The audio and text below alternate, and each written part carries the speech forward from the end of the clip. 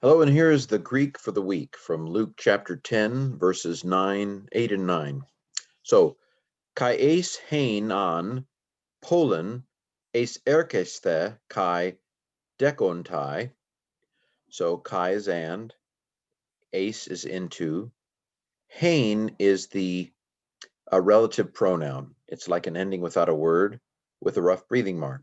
So this is the aided tells me it's feminine. It's the new aided new. It's accusative, feminine, singular.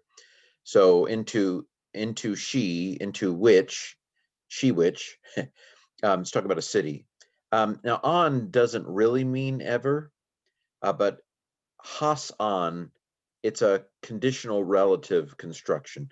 So when you put them together, it kind of goes into and into whatever. Let's go with whatever city. That's the sense of it. Um, on is technically an untranslatable conditional particle, but in this case, it whatever. So and into whatever city you should enter. Now with the on there, it's going to go subjunctive, and both of these verbs are subjunctive. How do I know? Well, I knew because it was coming, but also in terms of the form, the connecting vowel is fried. That is, it's lengthened. So normally this would be an epsilon, it's lengthened to an eta. Normally this would be an omicron, it's lengthened to an omega. So both of these are subjunctive. Stat is a second person plural um, ending. Normally it would be middle or passive, but this is ace irk oh my. Oh my, it's deponent. So it looks passive, but it's not. So this is a present uh, middle or passive deponent subjunctive, second plural from ace irk oh my. So into whatever city you should enter, the should is getting the subjunctive out, and in whatever they should, and if they should receive. It's kind of a, I guess, implied condition here, and if they should receive, but into whatever city you should enter, and they should receive. Okay, this is dec omai, so it's also deponent. Its ending untie is a middle or passive ending, but again, it's deponent. Decomai, it's present stem. Dec, the halls with boughs of holly. So this is a present middle or passive deponent subjunctive, third plural from decomai. So into whatever city you should enter, and they should receive you, humas, estheata ta paratithemana humin, be eating the things being put before you, humin. So this, in the context, I suspect, is an imperative. Now you can't tell the difference in form between the indicative and imperative in the second person plural when you're in the present tense, and this is a present active imperative, second plural from estheo. Could all the if you just had that word on a test or on a quiz, you could parse it present active indicative, second plural. But I think in the context it's a command. So we're gonna parse it as imperative.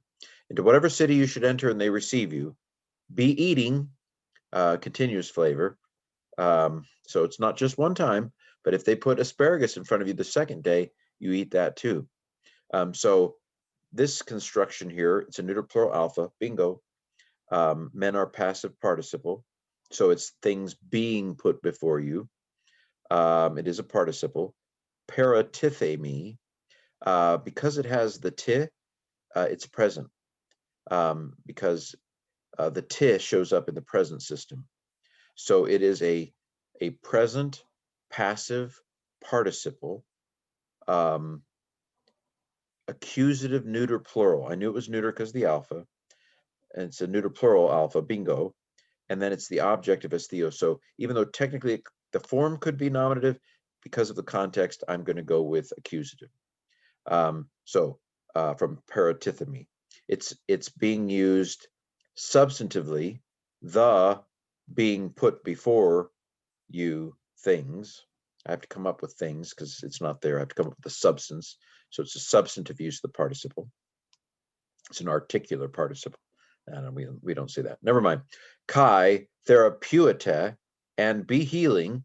So present imperative, present imperative. This is also present active imperative, second plural from therapeuo, therapeutic. So be eating the things being put before you and heal Tous enaute asthenes, the in it sick, the in it weak ones.